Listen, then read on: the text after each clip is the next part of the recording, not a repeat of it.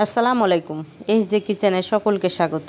আজকের recipe spicy vegetable noodles. খেতে কিন্তু দারুণ লাগে, আর এই রেসিপিটা বানানো খুবই সহজ। হাতের কাছে সবজি দিয়ে কিন্তু এই রেসিপিটা তৈরি করা যায়। তবে মূল ভিডিও শুরু করা যাক। আমি এখানে একটা পাতিলে দিচ্ছি পরিমাণ মতো তেল, আর দিচ্ছি এখানে 2টা মতো ডিম। প্রথমে আমি ডিম দুটোকে ভেজে নিব।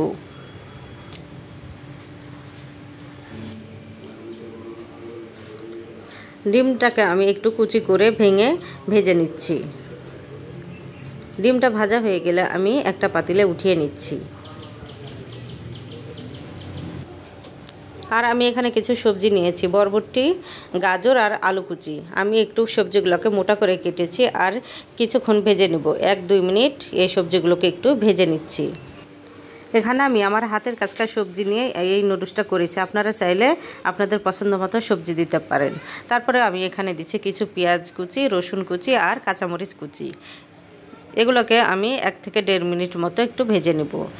সবজিগুলো ভাজা হয়ে গেছে। এখানে আমি দিচ্ছি 1.5 বাটি মতো পানি। 2 প্যাকেট নুডলসের জন্য আমি এখানে দিয়েছি 1.5 বাটি পানি। এখন ঢাকনা দিয়ে ঢেকে রেখে দিব বলক আসা পর্যন্ত। পানিতে যখন খুব ভালোভাবে বলক চলে আসবে তখন আমি নুডলসগুলো দিয়ে দিচ্ছি। আমি এখানে 2 প্যাকেট নুডলস নিয়েছি। যে পানিটা আমি দিয়েছি সেই পানিটাতেই আমার নুডলসটা রান্না করা হয়ে যাবে। এখন আমি এখানে প্যাকেটের মশলাটা দিয়ে দিব। 2 প্যাকেট নুডলসের সঙ্গে 2 প্যাকেট মশলা এখানে সম্পূর্ণটাই দিয়ে দিলাম। নেড়ে চেড়ে এখন একটা ঢাকনা দিয়ে ঢেকে রেখে দেব। আর আমি এখানে চুলার আঁচটা একদম লো হিটে রাখব। চুলার আঁচটা কম আঁচে রেখে কিন্তু নুডলসগুলোকে রান্না করে নিতে হবে। চুলার আঁচটা কম আঁচে রেখে দিলে কিন্তু খুব সুন্দরভাবে নুডলসটা রান্না করা হয়। এভাবে আমি 2 থেকে 3 বার নেড়ে চেড়ে ঢাকনা দিয়ে রান্না করে নিব।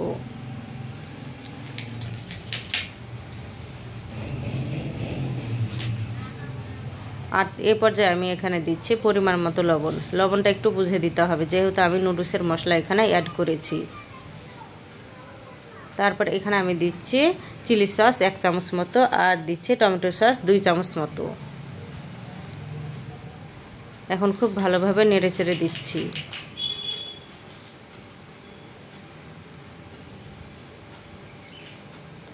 আর আমি আগে থেকে ভাজা ডিমটাকে এখন অ্যাড করে দিলাম।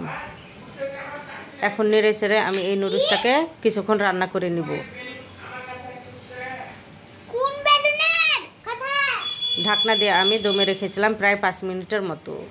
একদম লো হিটে চুলার আঁচটা এখন এ পর্যায়ে আছে। তৈরি হয়ে গেল আমার স্পাইসি নুডলস। আর যারা ঝাল খেতে বেশি পছন্দ করে তারা চাইলে এখানে আরও বেশি ঝালটা অ্যাড করতে পারেন। এই যে তৈরি হয়ে গেছে স্পাইসি নুডলস। দেখতে যেমন সুন্দর, খেতে কিন্তু অতুলনীয়। খুব সহজে এই স্পাইসি নুডলসটা বানানো যায়।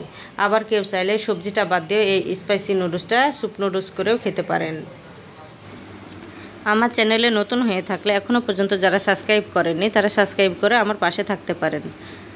আল্লাহ হাফেজ।